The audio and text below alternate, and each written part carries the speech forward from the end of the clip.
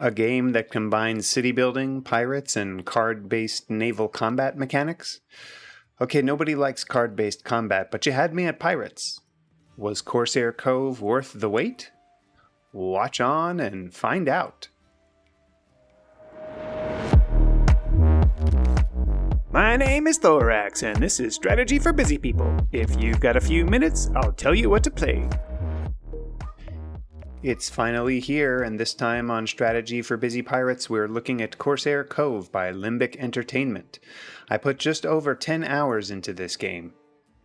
When I first saw that this game was coming, it had actually somehow slipped under my radar for quite some time.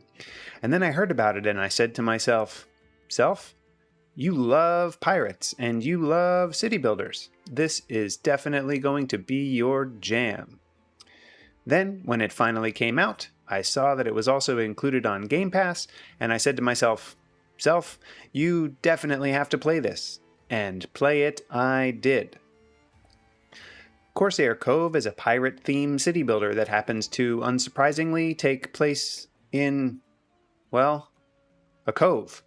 It's this craggy, rocky place where you've washed ashore and you have to figure out how your little pirate clan is going to grow and thrive. And because of the geology and topology of this particular cove, it should come as no surprise that building on rock face surfaces is a big part of the game. And because this is a city builder, you should also not be surprised that traffic management is a big part of this game. Wait, what? Okay, so hear me out.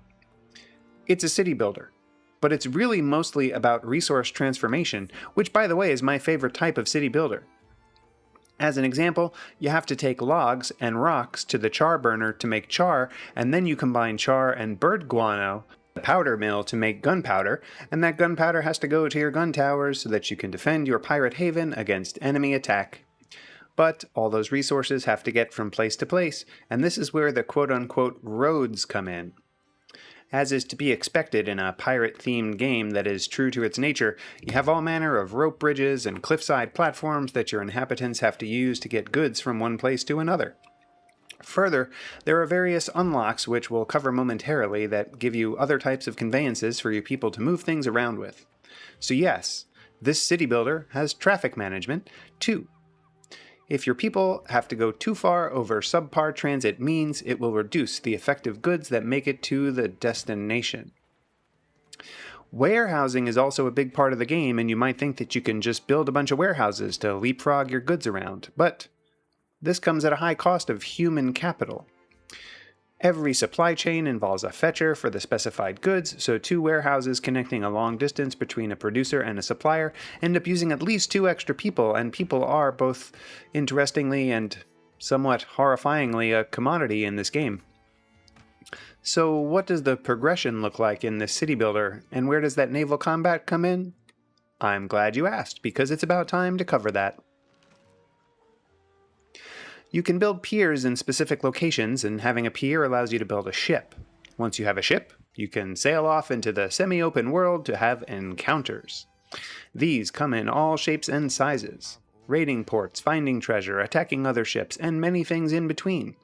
There's also a whole top-line story mode that overlays on top of all of this. You can pay attention to it or not, it's somewhat interesting, but not critical to the fun. Anyway, when you have these encounters, you enter this turn-based, card-based encounter resolution system. Your ship has crew, health, and supply. Each card you can play has a certain supply cost to it, and you can see what the computer opponent is planning to do. There's also a die roll associated with the range of effect that your card suggests. The goal here is to complete the stated objective for each phase of the encounter, trying to mitigate whatever harm your opponent is trying to do to you. Try to damage your opponent's crew, or close the distance to an enemy ship, or sneak around, or whatever. Try not to run out of supplies before the encounter ends, and you will be rewarded in some fashion or form. As you build the things and do the encounters, you complete deeds, which give you points within a particular area of the progression tree, which has 4 paths.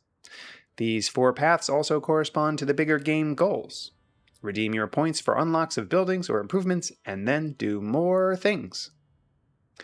Fundamentally, the game loop looks a lot like the following. 1.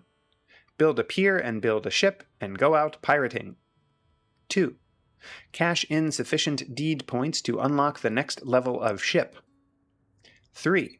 Upgrade your ship or build another pier. 4. Notice that crewing the new, up-leveled ship requires new goods that you don't currently produce. 5. Set up a new supply chain so that you can crew the new ship with the best possible crew. 6. Repeat all of the previous steps until you have won the game. You might think that this would get boring pretty quickly, but I have to say, I got to something like the 3rd level of ship, which required a new supply chain of clothing and food, which now required turtle soup and leather and so on and so forth. And I had to build not 1, but 2 new pirate camps to be able to set up this supply chain, and, well, I stopped playing because I only allotted 10 hours to play this game, and I could easily see myself playing for another 10. Hey, before I give my final verdict, if this is your first episode, this one's free. But if you've watched me before, we're going to make an agreement. You help me level up by clicking subscribe, and I'll keep making these videos. I'll spend the time playing the games and making content that I hope you'll like, and you'll return the favor, okay? Leave comments, tell me what you think. It's all good. You just agree to engage. That's all I ask. The final verdict. The graphics are good, the encounters are somewhat repetitive, but at least interesting, the supply chains get more and more complex, and the traffic management doesn't really feel like traditional subways and buses and highway interchanges kind of thing.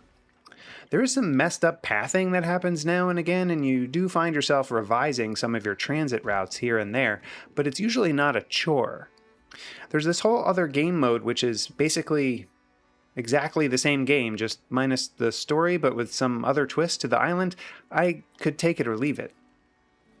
On my trademark 3-point score scale of avoid, meh, and I forgot to eat, there were all kinds of stews and all kinds of brews, and I had a wonderful time with my pirate cruise.